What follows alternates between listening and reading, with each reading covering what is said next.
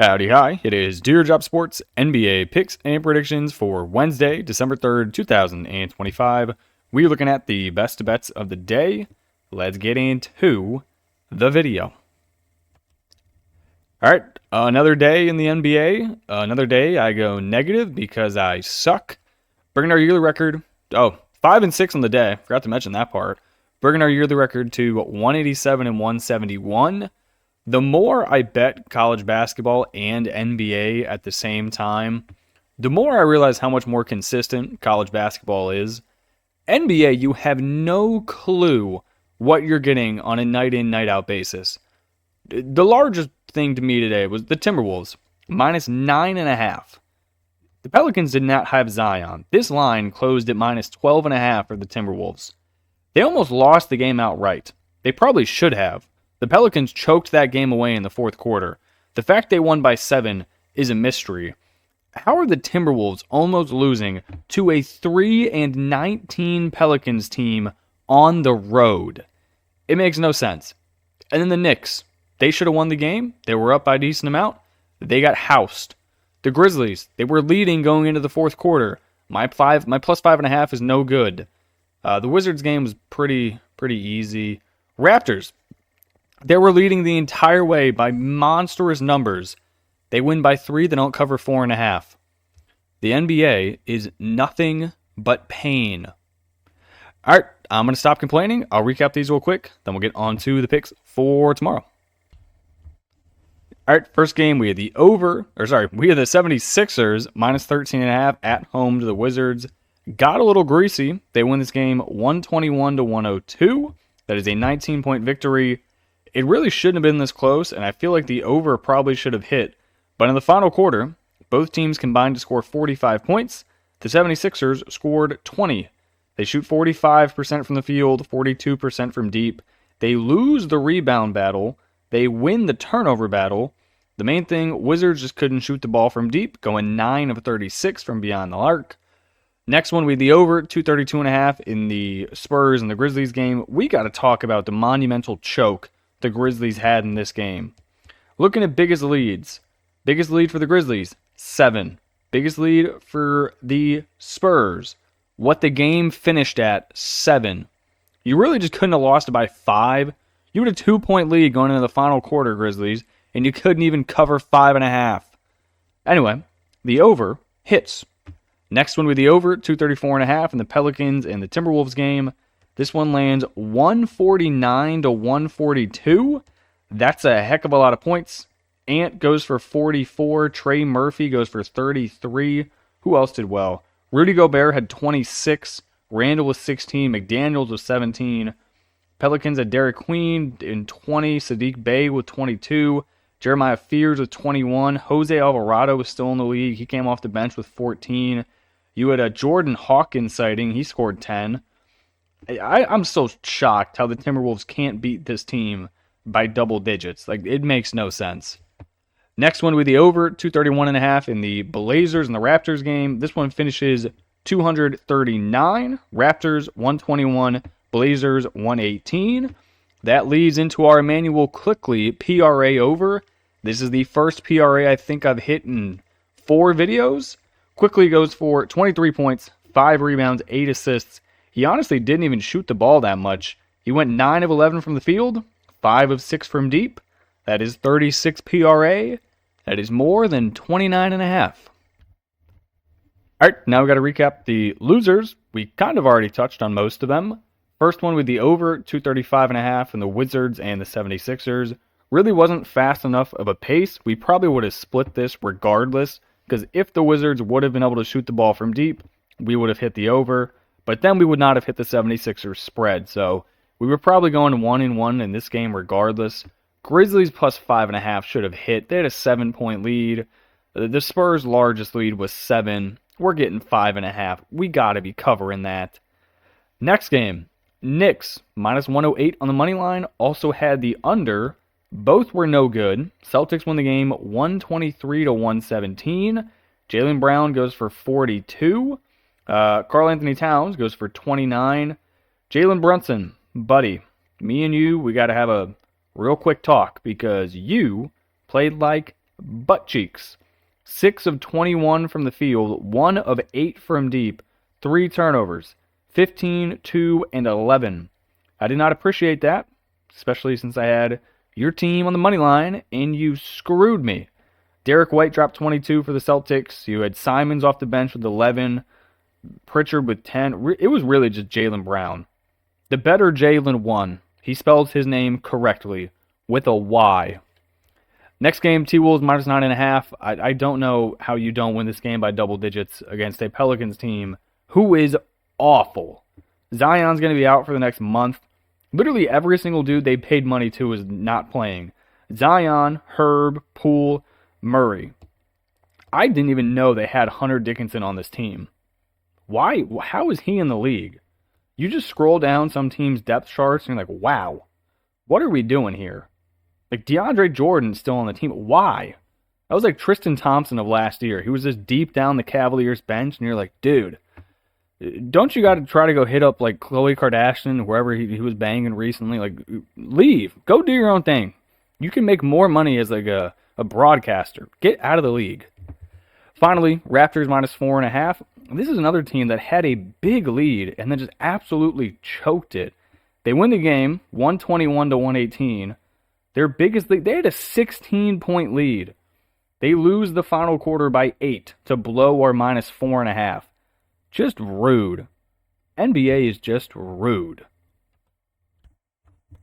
All right, first game we got, Blazers at Cleveland. I'm not doing it again. I will continue and go back to it of betting the Cavaliers. Give me them, minus 10.5. Give me the over, 238.5. Blazers starting 5, which is subject to change because they're on a back-to-back. Sissoko, Denny, Grant, Kamara, Klingon. Cavs starting 5, Garland, Mitchell, Wade, Hunter, Mobley. Injury report, like I said, Blazers back-to-back with travel. Previous game, they had Thibault, Henderson, Holiday, Wesley, and Dame Time all out. The Cavs, they have Merrill, Strus, Allen, Nance all out, with Alonzo Ball is questionable. Blazers, they just lost a 3-point road game to the Raptors. Klingon did play in that game, and he also played pretty good minutes. He was questionable prior to. I'm not sure they're going to have him playing a back-to-back. If he does not play, they don't have a backup center. This team is very small. I have no clue why they're so small, but they don't have size. That is a problem going up against a Cleveland team who has size. You got Mobley, you got Thomas Bryant off the bench, Dean Wade's a big man, Hunter's a big man, you got Tomlin off the bench. We got some big boys. Cavs, I decided to fade them in their previous game. I should not have done that because that was sacrilegious of me. I always bet Cleveland because they're good. They beat the Pacers by 16. Now they're back home, facing a team on a back-to-back. Garland and Mitchell versus this Portland backcourt should be able to do very mean things. Give me Cleveland. Give me the over. All right, next game. I'm going to take the Nets plus 8.5. I think the money line is live. I'm going to need you guys to go open up your phone, or if you're already on your phone, make the YouTube thing real small, put me in the corner of your screen, open up ESPN, go to the Bulls injury report, and look at it. It is disgusting. Nets starting 5, Demon, Martin, Porter, Clowney, Claxton. Bulls starting 5, no one knows. No one can know. Injury report, the Nets. They have Mann, Thomas, and Highsmith all ruled out. The Bulls. I'm going to pull this up so I can read it to you aloud. I was not typing all of this. Here we go. First off, dude I've never heard of. Olbrich, game time decision. Who is this guy? Don't know. Next, you have... I closed out of it. I'm real intelligent. You got Julian Phillips, game time decision. Don't know. Trey Jones, game time decision. Patrick Williams, questionable. Kevin Huerter, out. Some dude I've never heard of, first name of Now, he's out. Kobe White, out. Jalen Smith, questionable. Dalen Terry, questionable. Isaac Okoro, questionable. Zach Collins, questionable. They have 11 different dudes on their injury report. Some of them I've never even heard of before. So the dudes they're bringing up to fill in their roster spots due to injuries are also injured. Who is playing for this team? I'm not going into the breakdown. That was enough of a breakdown already. Nets plus 8.5. Porter's back. They're going to win this game by 20. Go Brooklyn. All right, next game. If you've been watching for a while, you knew this was coming. Give me the Bucks plus 3.5. Give me the under 232.5. This Pistons team is awful. Pistons starting 5, Cunningham, Robinson, Thompson, Harris, Duren. Bucks starting 5, maybe. Rollins, Porter, Green, Giannis, Turner. Injury report, Pistons, you got Klintman and Sasser out. Duncan Robinson with the Q tag. Bucks have Prince out. Then you got Giannis, Harris, Porter Jr., questionable. They're all going to play. They just have them as Q tags. Lord knows why. Pistons, for the first time the entire year, I decided to bet them at home against a team on a back-to-back double overtime game. The Pistons almost lost outright. They won by 1 point to a very bad Hawks, actually, pause, to a decent Hawks team on a back-to-back overtime game. I think this Pistons team is too one-dimensional. Well, two-dimensional.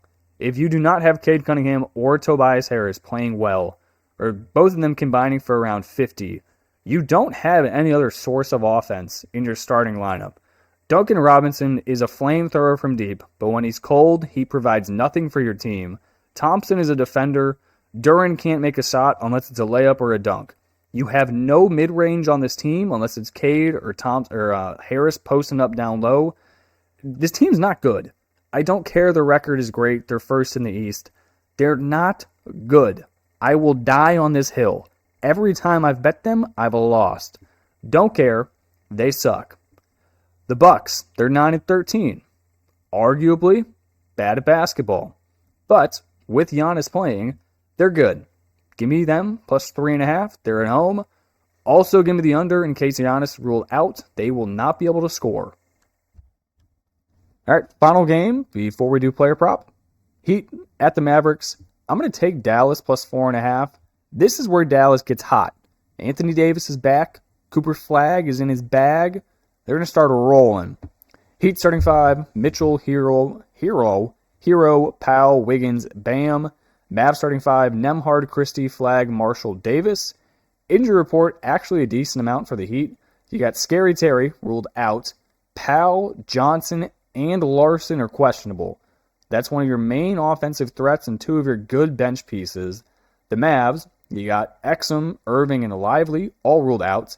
PJ Washington, Gafford as questionable. Both pretty important, because that means you don't really have a backup center after AD, considering Lively's already gone. So you would like Gafford to play. Heat 14-7 on the year, coming off of a good old ass whooping of the LA Clippers at home, dropping 140 on them. Prior to that, though, they've just kind of been flip-flopping games, just win one, lose one, win one, lose one.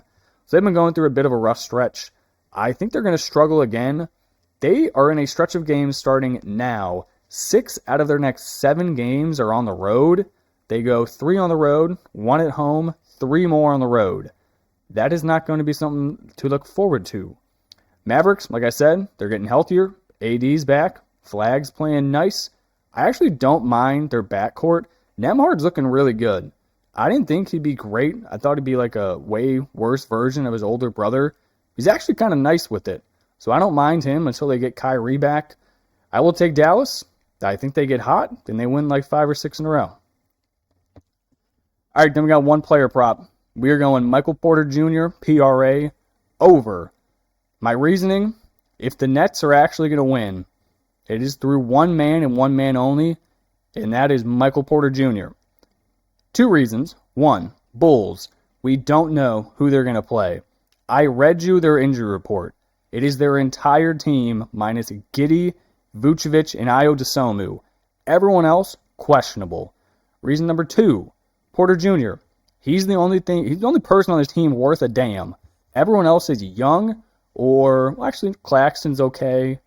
Clowney's all right. That's really about it. Everyone else is pretty young and movable. You're not moving Porter Jr. You traded for this dude this year. You are giving him the green light anywhere, anytime. In his first game back from being healthy, he dropped 35, 7, and 4. There is no reason he can't do that again. Give me Michael Porter Jr., PRA, over. All All right, that's going to do it for me in this video. I appreciate you guys tuning in and watching, and I'll catch you in the next one. Peace.